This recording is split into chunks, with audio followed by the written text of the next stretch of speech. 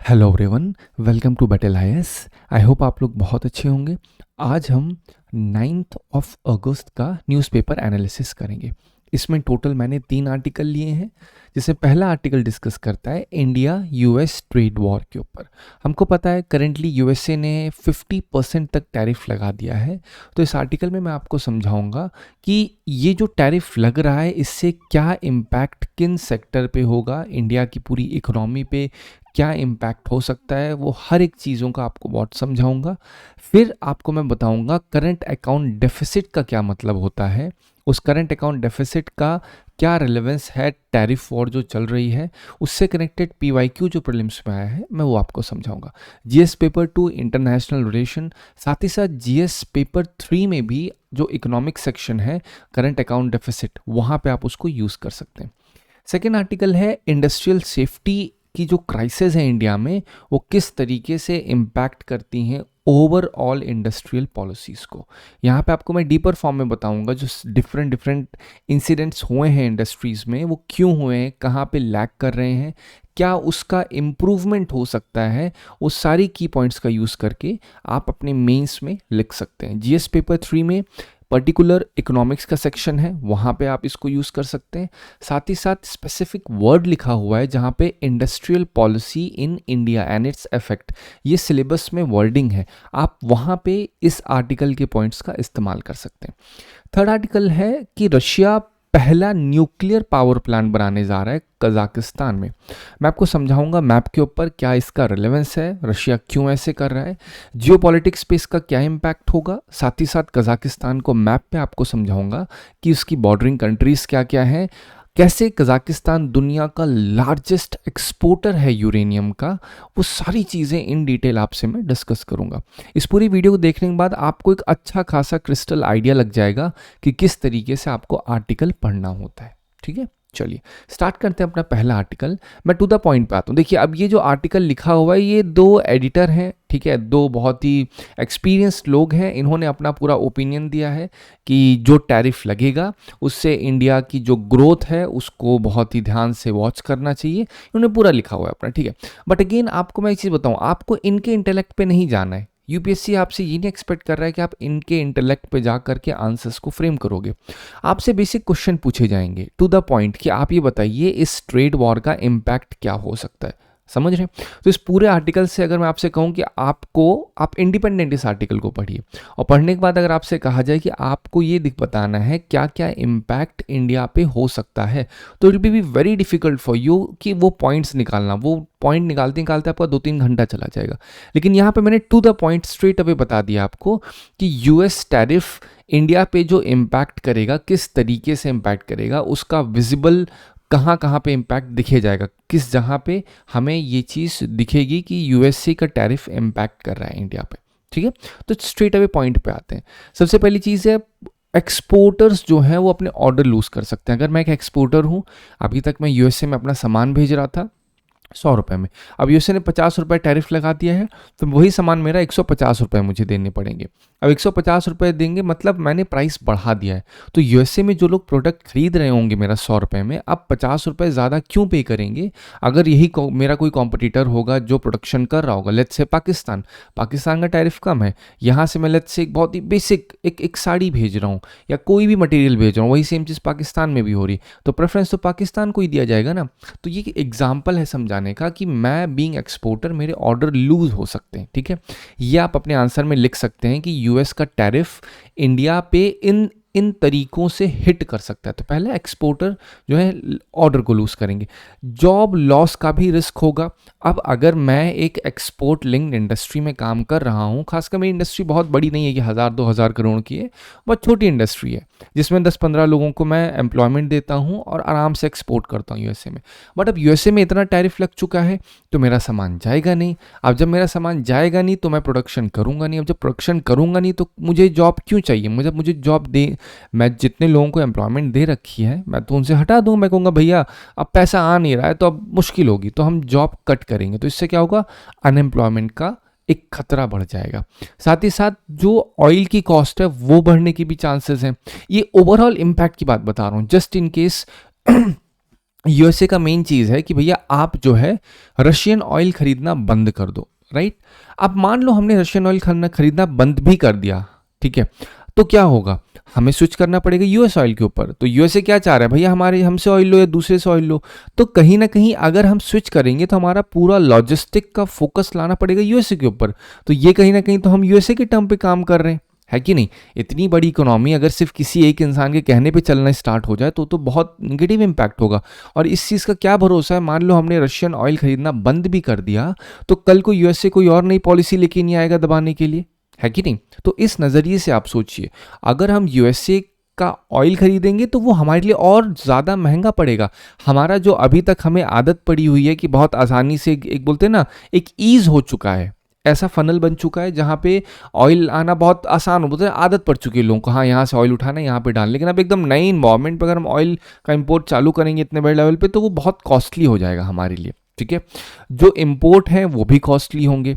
Import कैसे costly हो जाएंगे, अगर हम, जैसे मैं एक एग्जांपल बता रहा हूँ, मैं अभी तक एक्सपोर्टर था तो मुझे सामान कैसे मिल रहा था, अगर मैं प्रोडक्शन कर रहा था और एक्सपोर्ट कर रहा था यूएसए में, तो यूएसए वाला इंसान क्या दे रहा था, डॉलर दे रहा था। और डॉलर दे रहा था तो डॉलर के एवज में मुझे रुपीज़ मिल रहा था, है कि नहीं। तो अब अगर डॉलर की डिमांड होगी ही नहीं, मतलब रुपये की डिमांड नहीं होगी, और रुपये की डिमांड कौन कर रहा था, यूएसए में बैठे, मान लो आप यूएसए में बैठे हो, एग्जाम्पल समझो, यूएसए से आपको एक पेन चाहिए और इंडिया से पेन है, तो आप मुझे डॉलर में दोगे, आंसर इज नहीं, आप मुझे रुपये में दोगे। लेकिन आपके पास तो डॉलर है, तो आप मुझे $2 दोगे तो वो $2 कन्वर्ट होगा रुपये, मतलब आप डिमांड करोगे रुपये की। और वही सेम चीज़ यहाँ पे होगी, अगर रुपये की डिमांड ही नहीं होगी, इतना टैरिफ लग जाएगा तो डिमांड तो कम होगी ना रुपये की। अब रुपये की डिमांड जब कम होगी तो इससे क्या होगा, इससे जो इम्पोर्ट है वो कॉस्टली हो जाएगा ना और ज़्यादा। डिमांड कम होती है तो क्या होता है, डिमांड अगर उसकी कम होगी तो उसके प्राइसेस जो हैं वो प्राइसेस आप गुड के रेफरेंस से मत देखिए, और किसी प्रोडक्ट की डिमांड कम हुई तो वो जो इंडियन रुपी है वो डेप्रिशिएट हो जाएगा। डेप्रिशिएट मतलब वो और सस्ता हो जाएगा डॉलर के मुकाबले। अभी तक क्या है, $1 में लेट्स से 86 रुपये, लेकिन अब $1 87 के मुकाबले हो गया, है कि नहीं। मतलब $1 जो था अभी तक वो ₹1 एक्स्ट्रा की चीज़ अब खरीद सकता है हमसे। तो जो इंडियन रुपी है उसकी वैल्यू गिर गई। यहाँ पे थोड़ा सा इन्वर्स चलता है जो फॉरेन एक्सचेंज होता है, इसमें अगर बढ़ रहा है दैट मीन्स हमारी वैल्यू कम हो रही है, क्योंकि दूसरी करेंसी तो सिमिलर है ना। तो इस वजह से जो इम्पोर्ट हैं वो कॉस्टली हो जाएंगे, ठीक है। फिर है जो प्रेशर है स्मॉल बिजनेस पे इम्पैक्ट पड़ेगा। वही सेम चीज़ है, जितने भी एमएसएमई डिपेंड करते हैं यूएसए मार्केट के ऊपर, उनका ये भी हो सकता है कि क्लोज करना पड़ जाए उनको पूरी की पूरी फर्म अपनी, क्योंकि प्रेशर होगा उनके ऊपर। इन्फ्लेशन कुछ पुश भी होगा, अगर जो फ्यूल की कॉस्ट है वो बढ़ेगी तो उससे क्या होगा, फ्यूल की कॉस्ट जब बढ़ेगी तो खाने की साथ ही साथ जो गुड्स हैं उसकी प्राइस भी बढ़ेगी।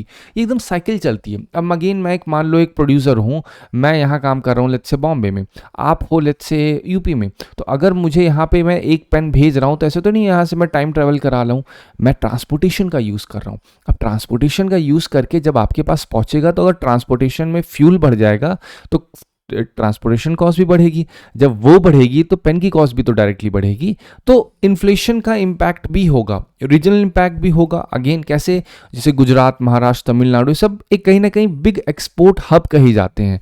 तो अगर यहाँ पे इतना टैरिफ बढ़ेगा तो इससे क्या होगा, स्लो डाउन हो सकता है इंडस्ट्रियल एक्टिविटीज़ में, राइट।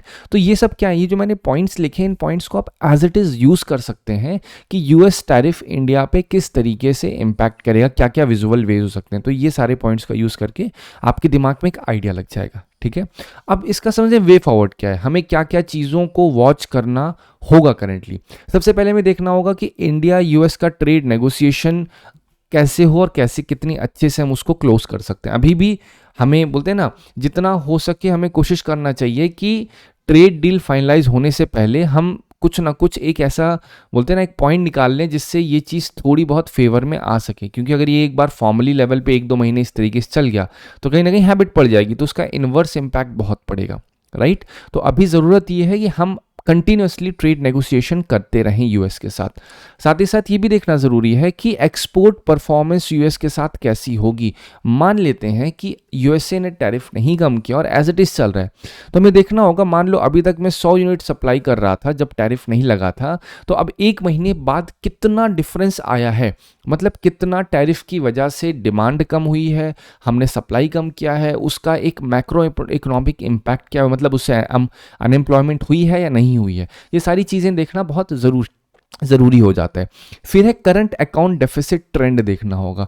अकाउंट मतलब क्या होता है, सिंपल अकाउंट। करंट मतलब अगेन करंट मतलब वही सेम करंट जो आप समझ रहे हैं, ठीक है। डेफिसिट मतलब घाटा। तो हमारा जो करंट अकाउंट डेफिसिट है वो देखना होगा कि किस तरीके से चल रहा है। स्पेसिफिकली देखा जाए तो जो क्रूड इंपोर्ट करते हैं, ठीक है, अगर हमने मान लेते हैं, अगेन दोनों साइड लेके चलनी है, इंडिया एक बार को यूएसए पे डिपेंड होता है ऑयल लेने के लिए, और दूसरा केस ये है इंडिया पूरी तरीके से यूएसए को डिस्कार्ड करता है और अपने तरीके से काम करता है। तो मैंने हर एक रेफरेंस में आपको समझाया है, अगर इंडिया अगर रशिया से शिफ्ट करता है यूएसए की तरफ, तो क्या इंपोर्ट में शिफ्ट आएगा, कितना करंट अकाउंट डेफिसिट बढ़ेगा या घटेगा, ये सारी चीज़ें भी देखना ज़रूरी है, ठीक है, क्योंकि कुछ भी हो सकता है जियोपॉलिटिक्स में। हमें रुपी डॉलर का एक्सचेंज रेट ध्यान रखना होगा, किस तरीके से डेप्रिशिएट हो रहा है। करंट देखा जाए 87.5, अगर ये और ज़्यादा डेप्रिशिएट होगा, अगर डिमांड और ज़्यादा कम हो गई यूएसए में अगर कोई आप बैठे हो, आपने डिमांड ही नहीं की, तो क्या होगा, डिमांड नहीं करोगे तो डिमांड गुड की बाद में करोगे, पहले आप रुपये की डिमांड करोगे, है कि नहीं। तो जब रुपये की डिमांड कम होगी तो उसकी वैल्यू गिर जाएगी, और वैल्यू गिरने का मतलब क्या, ये 87 से 86 नहीं आएगा, वैल्यू गिरने का मतलब 87 से 88 आ जाएगा। और जब हम बोलेंगे डिमांड ज़्यादा होगी, तो डिमांड जब ज़्यादा होती है तब प्राइसेस बढ़ते हैं, और प्राइसेस बढ़ने का मतलब क्या होता है, ये स्ट्रेंथन होती है करेंसी। तो स्ट्रेंथन होगी तो 87 से 86 पे आएगी, कम होगी। आप ये मत सोच सर ये तो कम हो रहा है, ऐसे मत देखिए किसके रेलेवेंस में कम हो रहा है। अभी तक $1 में आपको 86 यूनिट मिल रहा था, है कि नहीं, लेकिन अब अगर आप यूएसए में बैठे हुए हो और अगर हमारी वैल्यू गिर गई तो $1 में आपको 87 यूनिट मिल रहा है, तो कहीं ना कहीं आपका तो फायदा हो रहा है, लेकिन नुकसान किसका हो रहा है, मेरा एक एक्स्ट्रा जा रहा है ना उसी $1 पे, मुझे तो एक ही मिल रहा है। तो ये ऐसे काम करता है। मैं बार बार इस चीज़ को समझाऊंगा तो धीरे धीरे आपके दिमाग में चीज़ें आ जाएंगी। ग्लोबल ऑयल प्राइसेस को हमें देखना होगा किस तरीके से वो इन्फ्लेशन को या करंट अकाउंट डेफिसिट को इम्पैक्ट कर रहा है। जो डिफरेंट ट्रेड डील्स हैं उसका इम्पैक्ट हमें देखना होगा। जैसे आपने देखा यूनाइटेड किंगडम के साथ हमने ट्रेड डील की, हमने यूरोपियन यूनियन के साथ ट्रेड डील कर रहे हैं, हम डिफरेंट छोटी छोटी कंट्रीज़ के साथ ट्रेड डील कर रहे हैं, जिससे हमारी सस्टेनेबिलिटी बनी रहे, हमारी मार्केट डाइवर्सिफाई रहे। ये ना हो कि हमारा डिपेंडेंस कंप्लीटली केवल यूएसए के ऊपर हो और हमारे पास कोई ऑल्टरनेटिव मार्केट ही ना एग्जिस्ट कर रही हो। तो ये देखना बहुत ज़रूरी है। साथ ही साथ ग्लोबल ट्रेड क्लाइमेट भी देखना होगा कि भाई साहब करंट लेवल पे जो डिफरेंट कंट्रीज़ पे भी यूएस, ऐसा तो है नहीं यूएसए ने केवल इंडिया पे लगाया, और जो डिफरेंट कंट्रीज़ पे टैरिफ का मूव हो रखा है, टैरिफ लगे हैं, तो उन कंट्रीज़ पे कैसे इम्पैक्ट पड़ रहा है, ठीक है। तो ये जानने से हमें अब कहीं ना कहीं कनेक्ट कर सकते हैं, रिलेट कर सकते हैं कि मान लो यूएसए ने लेट्स से रशिया के ऊपर एक एक्स अमाउंट का टैरिफ लगाया, या चाइना के ऊपर एक्स अमाउंट का टैरिफ लगाया, तो चाइना के ऊपर क्या इम्पैक्ट पड़ा है उस टैरिफ का, तो उससे हम रेट कर सकते हैं हमारे ऊपर भी कहीं ना कहीं वैसे ही इम्पैक्ट पड़ेंगे, राइट। चलो अब हम देखते हैं करंट अकाउंट डेफिसिट होता क्या है। करंट अकाउंट डेफिसिट का सिंपल, पहले आप समझ लो करंट अकाउंट क्या है। करंट अकाउंट का मतलब होता है जो हम day to day export import करते हैं, ठीक है, गुड्स का, जो हम सर्विसेज का एक्सपोर्ट इंपोर्ट करते हैं, जैसे आईटी सर्विसेज हो गई, टूरिज्म हो गई, जो हमारी प्राइमरी इनकम होती है, इंटरेस्ट, डिविडेंड, सेकेंडरी इनकम क्या है, रेमिटेंस, ग्रांट्स, मतलब आप यूएसए में रह रहे हो, आप मेरे पास 100 रुपये भेज रहे हो, ठीक है, तो ये सब क्या रेमिटेंस में कही जाते हैं। तो ये सारी की सारी चीज़ें आती हैं करंट अकाउंट में। ध्यान रखिएगा कैपिटल अकाउंट डिफरेंट होता है। कैपिटल अकाउंट में क्या होता है, कैपिटल अकाउंट में जो एसेट्स होते हैं, जो ओनरशिप होती है वो ट्रांसफर हो रही होती है, लेकिन ये बेसिक है, ये एक तरीके से आप समझो डे टू डे बेसिस में जो डायनामिक चेंज होता रहता है, एक्सपोर्ट इंपोर्ट गुड्स का जो हो रहा है, ठीक है, ये उसको देखता है करंट अकाउंट। अब डेफिसिट मतलब क्या है, घाटा। मान लेते हैं कि करंट अकाउंट में हमने ये सारी चीज़ें डाल दी, हमने 100 यूनिट का एक्सपोर्ट किया है और हमने इंपोर्ट कर लिया 150 का, मतलब हमने 50 यूनिट ज़्यादा ली है। अगर यही अब मैं मनी के रेफरेंस में मानूं कि 100 रुपये हमने कमाए हैं एक्सपोर्ट करके और 150 रुपये हमने दिए हैं इंपोर्ट करके, ठीक है, तो डिफरेंस कितना है, 50 रुपये हमने ज़्यादा दिए हैं जो हमने गुड्स को मंगवाया है, तो 50 रुपये कहलाएगा डेफिसिट। लेकिन कहाँ का डेफिसिट है, ये करंट अकाउंट का डेफिसिट है, समझ रहे? तो आपको ये पता होना बहुत ज़रूरी है। तो अगर आपको डेफिनेशन में जाना हो तो शॉर्टफॉल कंट्री का इंपोर्ट गुड्स सर्विसेज ट्रांसफर ये एक्सीड कर जाए, वही सेम चीज़ है ना, 150 रुपये है, 50 रुपये से एक्सीड कर रहा है क्या, इंपोर्ट जितना हमने जितना लिया है, ठीक है, वो ज़्यादा है कंपेयर टू जितना हमने दिया है। क्यों मैटर करता है? पहली बात तो अगर करंट अकाउंट डेफिसिट बहुत ज़्यादा होगा दैट मीन्स हमें बोरोइंग और ज़्यादा करनी पड़ेगी, है कि नहीं? अगर 50 यूनिट एक्स्ट्रा हम दे रहे हैं दैट मीन्स 50 रुपये हमें कहीं और से लाने पड़ेंगे। कैसे लाएंगे? या तो हम बोरो करेंगे या तो हम कहीं से कुछ इंतजाम करेंगे। तो ये सारी चीज़ें क्या होती हैं, ये इम्पैक्ट करती हैं इकोनॉमी को। करेंसी वीक हो सकती है इससे, करंट अकाउंट डेफिसिट से। अगर इसी तरीके से 50 यूनिट कम हम लोग इंपोर्ट ज़्यादा कर रहे हैं तो हमारी करेंसी वीक होगी। कैसे वीक होगी? इस तरीके से कि जब इंपोर्ट ज़्यादा कर रहे हैं दैट मीन्स हम लोग बाहर से मंगा ज़्यादा रहे हैं, मतलब डिमांड ज़्यादा कर रहे हैं। हमेशा इकोनॉमी का नियम होता है जब डिमांड ज़्यादा होगी तो प्राइस बढ़ेगा। तो सेम यहाँ पे भी अगर डिमांड हम ज़्यादा कर रहे हैं तो गुड्स की बाद में डिमांड करेंगे, हम किसी करेंसी की डिमांड कर रहे होंगे, है कि नहीं? लेट्स से अगर हम कहीं यूएसए से कुछ डिमांड कर रहे हैं, यूएसए से आपको लेट्स से एक पेन चाहिए, ठीक है, मैं इंडिया में हूँ, आप यूएसए में हो, अब मान लो अब मुझे एक पेन चाहिए आपसे, तो मैं अगर एक पेन की डिमांड करूँगा, आपकी पेन है $2 की, तो मैं पेन बाद में बोलूंगा, पहले मैं अपने रुपीस को कन्वर्ट करूंगा डॉलर में, है कि नहीं? तो जब रुपी को डॉलर में कन्वर्ट करूंगा तो डिमांड करूंगा मैं डॉलर की, तो जैसे डिमांड बढ़ेगी तो वैसे वैसे डॉलर की प्राइस भी तो बढ़ेगी ना, उसकी वो स्ट्रेंथन होगा डॉलर। तो सेम इंपैक्ट है यहाँ पे। अगर मैं डिमांड ज़्यादा करूंगा तो मेरी करेंसी अगर उस मुकाबले नहीं डिमांड हो रही होगी तो मेरी करेंसी वीक होगी, तो वो बढ़ती चली जाएगी, ठीक है, बढ़ती मतलब 86, 87 ऐसे ऐसे वो लूज हो करेगी। फिर जो इन्वेस्टर का कॉन्फिडेंस है वो भी इम्पैक्ट हो सकता है करंट अकाउंट डेफिसिट से।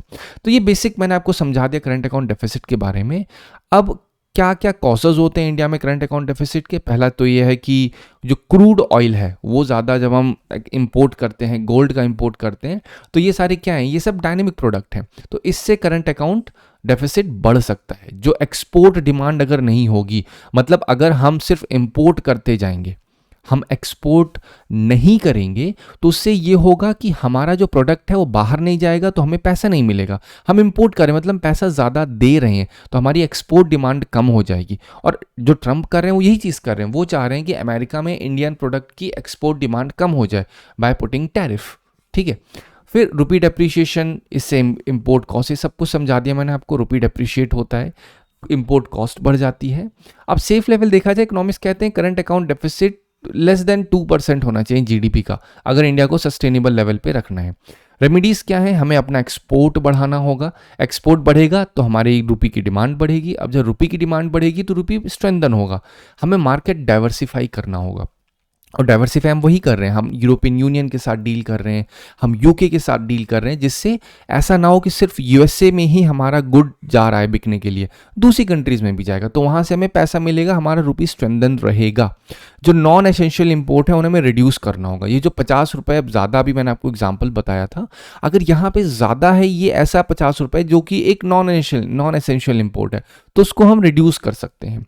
हमें एफडीआई को एनकरेज करना होगा। एफडीआई मतलब बाहर से, आप यूएसए में एक बिजनेसमैन हो तो मैं आपसे रिक्वेस्ट करूंगा, भैया एक काम करो, इंडिया में आइए और इंडिया में आके आप एफडीआई करिए, मतलब आप इन्वेस्ट करिए। तो आप बाहर से आओगे पैसा लेकर के इंडिया में डालने के लिए, आपके पास लेट्स से $1000 है, तो आप डॉलर तो नहीं डालोगे, आप 1000 को कन्वर्ट करोगे किस में, रुपी में। तो 1000 को रुपये में कन्वर्ट करोगे कितना, 87,000 रुपीज़ बाहर से लाके इंडिया में डालोगे। तो इससे क्या होगा, इससे हमें एक बूस्ट मिलेगा, ठीक है। तो ये सारी एक रेमेडीज होती हैं, गवर्नमेंट यही स्टेप्स लेती है, बाहर के इन्वेस्टर्स को वो बोलते हैं ना, मोटिवेट करती है कि आइए हम देखिए इतना बढ़िया बिजनेस एनवायरनमेंट आपको प्रोवाइड कर रहे हैं। अब इसी करने 2011 में क्वेश्चन आया था, consider following action which the government can take.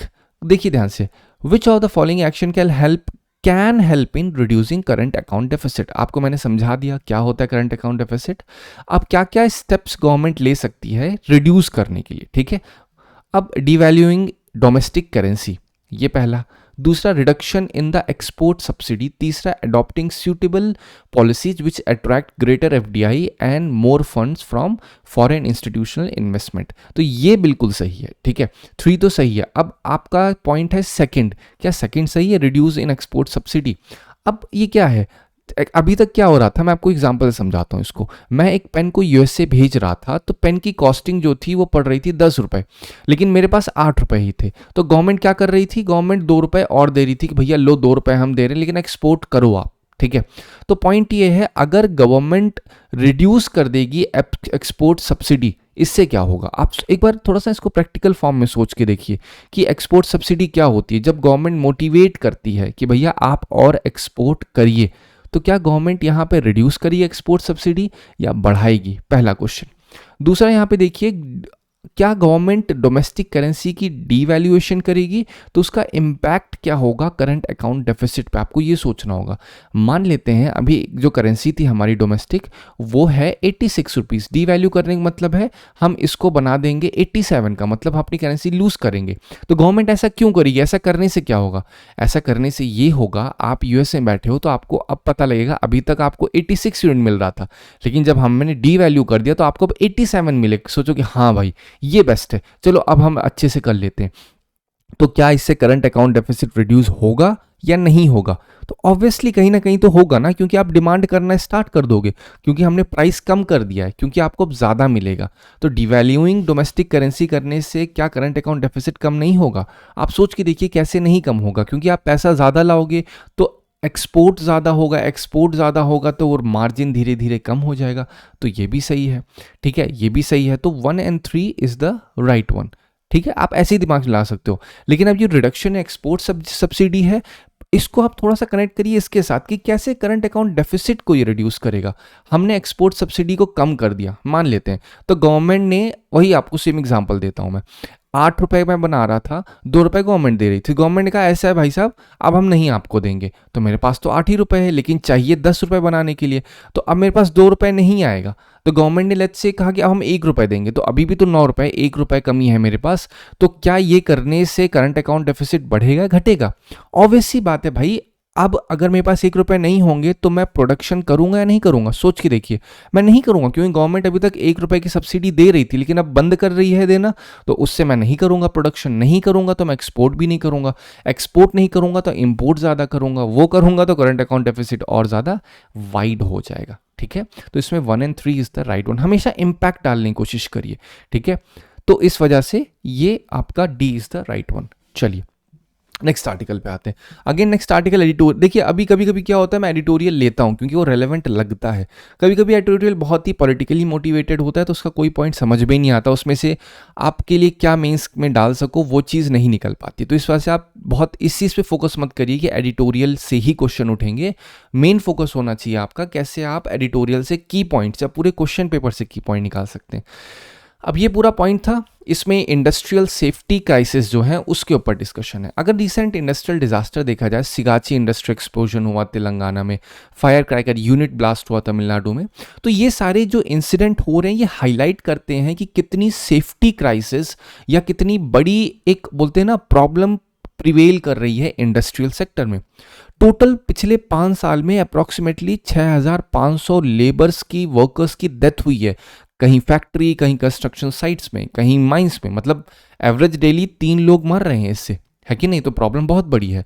और इसमें 130 प्लस जो मेजर केमिकल इंसिडेंट्स हैं वो 30 महीने में हुए हैं, जिसमें 218 फेटलिटीज हुई हैं। अब केमिकल इंसिडेंट्स मतलब क्या है, जहाँ पे केमिकल्स इन्वॉल्व है कि नहीं। साथ ही साथ जितने भी इंसिडेंट्स हुए हैं उसमें मेजर जो हुए हैं वो स्मॉल मीडियम एंटरप्राइजेज में, मतलब छोटी छोटी जो फैक्ट्रीज होती हैं जहाँ कम लोग काम करते हैं वहाँ पे हुई हैं। इससे क्या एक सवाल उठता है कि जो रेगुलेटरी रडार है वो कैसा है। आपके गांव में एक इंडस्ट्री लगी हुई मान लेते हैं, वहाँ पे कैसा रेगुलेशन हो रहा है, वहाँ पे लोग उस जो प्रोटोकॉल्स बने हैं इंडस्ट्रीज के क्या वो फॉलो हो रहे हैं, नहीं हो रहे हैं। इससे आंध्र प्रदेश, तमिलनाडु, गुजरात, ये सारे के सारे स्टेट्स इम्पैक्ट हो रहे हैं, ठीक है। चलिए अब इसमें की कॉसेस क्या है? सबसे पहला कॉज क्या है? Basic safety gap. कोई भी फायर, कई बार अक्सर क्या होता है, फायर एनओसी नहीं है, बोलते हैं ना फायर फाइटिंग सिस्टम एब्सेंट है, बस वो लाल लाल लगा हुआ है फायर फाइटिंग, लेकिन उससे क्या होता है, कैसे होता है, किसी को पता ही नहीं है। एक्चुअल में जब फायर लगेगी सब भागेंगे सबसे पहले। परमिट टू वर्क सिस्टम नहीं होता, हजार्ड एनालिसिस प्रॉपरली नहीं होता, लोग काम कर रहे हैं उसी हजार्ड एनवायरनमेंट में, उनकी हेल्थ पे इम्पैक्ट पड़ रहा है, कभी कभी उनकी डायरेक्ट फिजिकल इम्पैक्ट भी हो जाता है। लेबर या वर्कर की प्रॉपर ट्रेनिंग नहीं होती, माइग्रेंट या कॉन्ट्रैक्चुअल लेबर होते हैं जो बस एक दिन काम करते हैं, 2 दिन काम करते हैं, फिर चले जाते हैं। तो ये कहीं ना कहीं एक बड़े गैप है, सेफ्टी गैप है। जो ब्लॉक्ड और लॉक्ड फायर एग्जिट्स होते हैं वो भी एक बड़ा कारण है। अब आप एक इंडस्ट्री में काम कर रहे हैं, फैक्ट्री में, वहां पे जो फायर एग्जिट होते हैं वो बस फायर एग्जिट लिखा हुआ है, बाहर दीवार पूरी खाई है, तो ये भी कहीं ना कहीं एक सेफ्टी गैप है कि नहीं? फिर पुअर अकाउंटेबिलिटी, ये भी एक बहुत बड़ा कारण है। देखिए सेफ्टी गैप के अंदर मैंने इतने इतने एग्जाम्पल दिए। अब मैं पुअर अकाउंटेबिलिटी मतलब क्या है, अगर कोई भी इंडस्ट्री या फैक्ट्री किसी चीज़ के लिए दोषी पाई जाती है तो पहली बात तो उसका कन्विक्शन ढंग से नहीं होता, पेनल्टीज बहुत नेग्लिजिबल होती हैं। वही सेम चीज़ करप्शन का होता है। अब एक आके एक कमिश्नर आया हुआ है, ठीक है, या फिर एक कोई गवर्नमेंट सर्वेंट है, उसने अगर कहीं पे कोई लैप्स पाया तो वहाँ पे पेनल्टी लगा दी, कहा भैया 10 लाख रुपए है पेनल्टी, ठीक है। अब वहाँ का फैक्ट्री वाला कहा भैया 10 लाख रुपए क्या, ये लो 1 लाख रुपए जेब में डालो, कुछ मत लगाओ। तो यहाँ पे क्या हो रहा है, वो 1 लाख रुपए उसकी सैलरी भी नहीं होगी, लेकिन 1 लाख रुपए उसे मिल रहा है ना, और यहाँ पे 10 उसे क्या है 9 लाख रुपए का फायदा हो गया। तो ये पेनल्टीज बहुत नेग्लिजिबल हैं, इससे नुकसान बहुत ज़्यादा होता है। फिर जो सेफ्टी है उसको सिर्फ एक कंप्लायंस तरीके से देखा जाता है, कोर वैल्यू नहीं देखी जाती। मान लीजिए एक फैक्ट्री का ओनर है, वो सेफ्टी लगा रहा है अपने पूरे फैक्ट्री में, सिर्फ इससे लगा रहा है ताकि कंप्लायंस कर सके। उसका ऑब्जेक्टिव ये होता ही नहीं है कि भैया ये सारी चीज़ें मैं कर रहा हूँ जिससे सेफ रह सके यहाँ की सराउंडिंग। साथ ही साथ एक कल्चरल और सिस्टमिक इश्यूज भी हैं, जैसे दिमाग में जो ओनर होते हैं बिजनेस, उनके दिमाग कॉस्ट कटिंग मेंटालिटी होती है। फिर जो लो लिविंग या लो इनकम वर्कर्स होते हैं उनकी वैल्यू को बड़ा अंडर वैल्यू किया जाता है, लाइक अरे ठीक है यार ये तो लेबर ही है, होगा देखा जाएगा। फिर एक एपैथी होती है लोगों में, दे आर लाइक अरे जाने दो कोई बात नहीं, आए हैं लेबर काम करेंगे जाएंगे। और दिमाग में एक माइंडसेट होता है कि कुछ भी इंसिडेंट हो रहा है एक्ट ऑफ गॉड है, भगवान की कृपा थी, अब क्या करें, वो किस्मत में था उन लेबर्स के ये करना, अब हम तो कुछ कर भी नहीं सकते हैं इस चीज़ को लेकर के। मतलब आप सोच के देखिए ये कौन सी चीज़ है। तो बोलते हैं ना अक्सर इंडिया में कुछ भी होता है एक्ट ऑफ गॉड वाली चीज़ डाल दे। कानपुर में इंसिडेंट हुआ, एक्ट ऑफ गॉड, भैया श्रद्धालु थे वो तो ऐसा हो गया।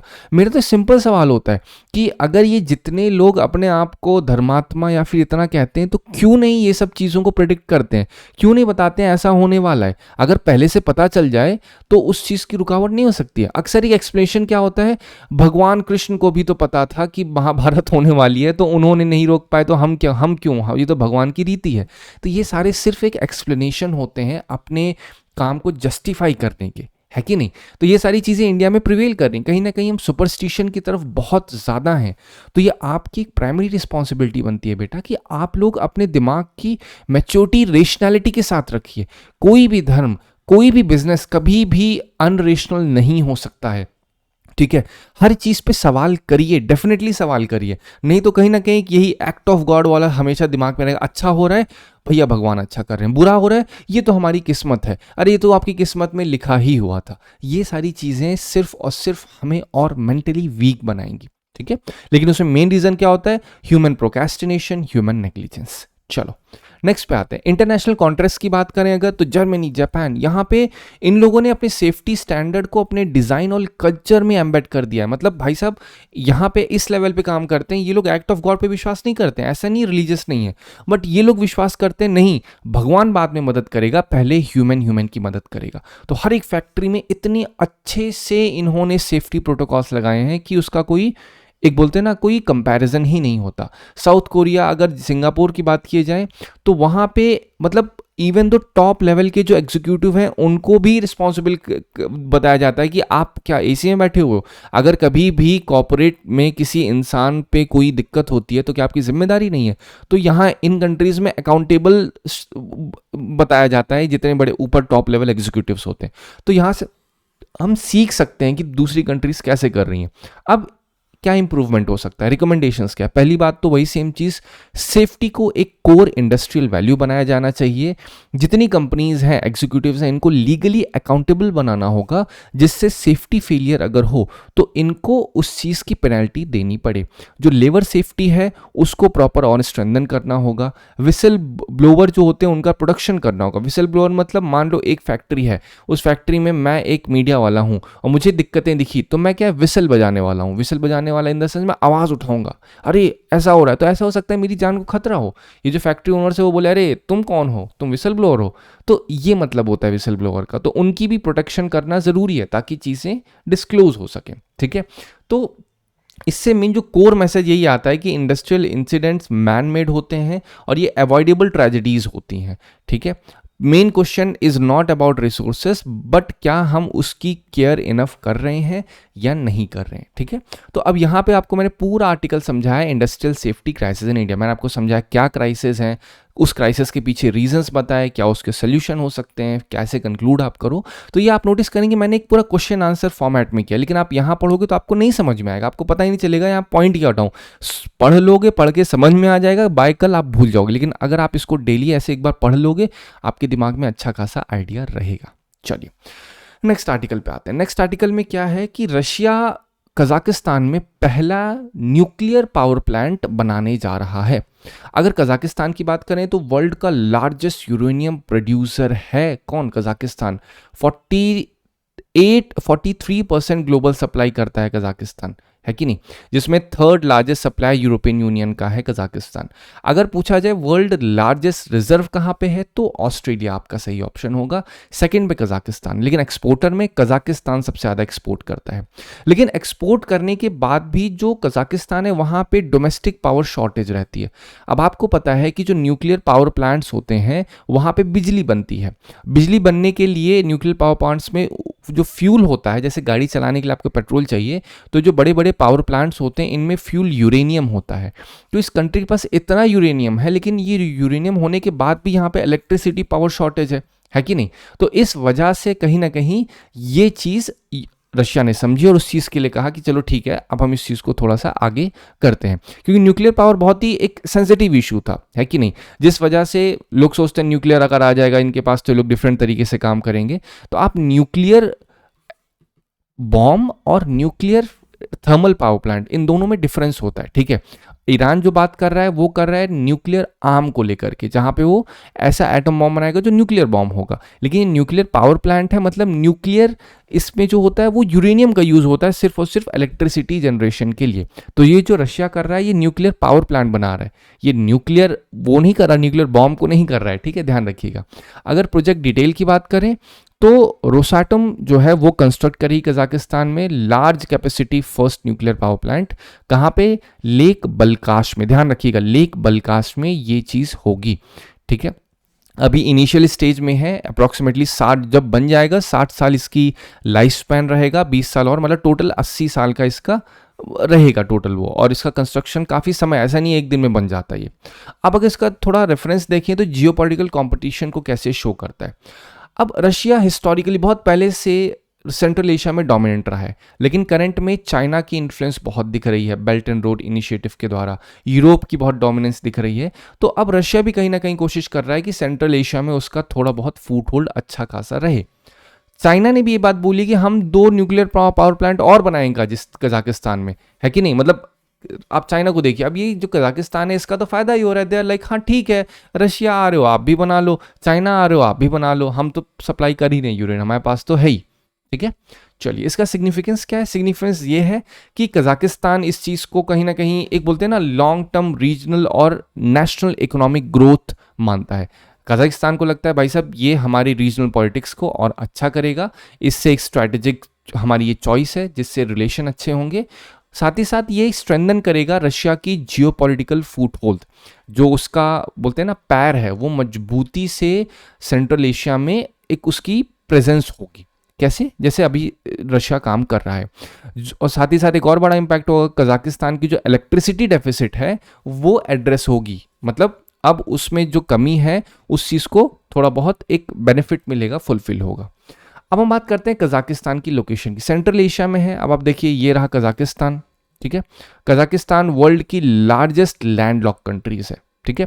पहला इसका कौन सा है, रशिया। देखिए मंगोलिया अक्सर यहाँ से होता है कभी कभी कि मंगोलिया क्या है या नहीं है, तो मंगोलिया बॉर्डर नहीं शेयर कर रहा है। आप नोटिस करेंगे ये बॉर्डर ऐसे आ रही है, रशिया की हो जा रही है, तो यहाँ पे मंगोलिया नहीं है। चाइना, किर्गिस्तान, उज्बेकिस्तान, तुर्कमेनिस्तान, देखिए ये तुर्कमेनिस्तान की बॉर्डर है, यहाँ पे आ रहा है। कैस्पियन सी जो है वो भी वेस्ट में है, तो बॉर्डर जो है Russia, China, Kyrgyzstan, Uzbekistan, Turkmenistan, Caspian sea. इसकी कैपिटल अस्ताना कैपिटल है, फॉर्मली नूर सुल्तान थी, ठीक है। वर्ल्ड का लार्जेस्ट यूरेनियम प्रोड्यूसर है, और ये बेल्ट एंड रोड इनिशिएटिव जो था उसमें की ट्रांसिट है, मतलब यहाँ से काफ़ी गुड्स पास होता है। रशिया, चाइना, यूरोप में के तीनों में ये बहुत ही स्ट्रैटेजिक लोकेशन पे लोकेटेड है, ठीक है। तो ये एक बार मैप को आप अच्छे से देखिएगा, आपको अच्छा खासा आइडिया लग जाएगा इससे। इसी में एक और पॉइंट आता है कि which of the following above are the members of organisation of Turk state. आपका काम समझिए, होमवर्क समझिए, आप नेट पे डालिए क्या है ऑर्गेनाइजेशन ऑफ तुर्क स्टेट, ठीक है। इस ऑर्गेनाइजेशन ऑफ तुर्क स्टेट में कजाकिस्तान भी इसका हिस्सा है। ये क्या है मैं आपको पहले इन वर्ड बता देता हूँ। ये ऐसे मेंबर ऑफ कंट्रीज हैं जो टर्की भाषा को बोलते हैं, ठीक है, कनेक्ट हैं किसी ना किसी फॉर्म में हिस्टोरिकली या कल्चरली तुर्की से, या तुर्की, देखो तुर्की को आप ऐसे कंट्री मत समझो, वो कहीं ना कहीं कल्चरल वैल्यूज़ की बहुत ज़्यादा है, तो इसलिए उसे टर्क स्टेट कहा गया, जो टर्की भाषा कनेक्ट रखते हैं। तो ये है। अब आपका काम ये है कि आप एक बार नेट पे डालिए ऑर्गेनाइजेशन ऑफ तुर्क स्टेट, आप उसकी डिटेल को पढ़िए, फिर आप इस क्वेश्चन को सॉल्व करिएगा, ठीक है। आपको मैंने ये इसलिए दिया क्योंकि कजाकिस्तान भी ऑर्गेनाइजेशन ऑफ तुर्क स्टेट का हिस्सा है। आई होप आपको इस वीडियो से मदद मिली होगी। Thank you so much for watching.